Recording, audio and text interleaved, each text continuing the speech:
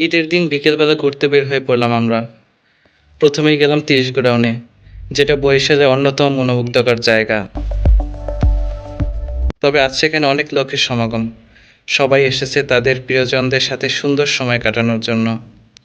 শত ভিড় হওয়া সত্ত্বেও খুব ভালো লাগছিল আজকে। আমরা ৩০ গোডাউনের অন্য একটা সাইডে যাচ্ছি, যেখানে বিকেলের সূর্যাস্তটা অনেক সুন্দর করে দেখা যায়।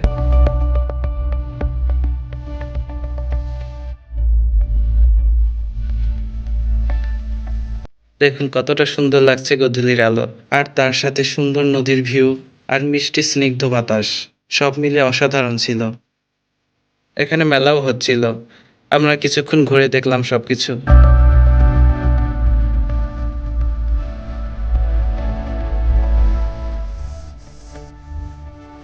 তারপর আমরা চলে আসলাম বেলস পার্কে। এখানেও প্রচুর ভিড়, সবাই সবার মতো করে বিকেলটা এনজয় করছে। অনেক দোকান আর বাচ্চাদের জন্য রয়েছে ঘোড়ার রাইড। এখানে অচ্যুত এসে মাঠে বসে পড়লো আর বালি দিয়ে খেলা শুরু করলো।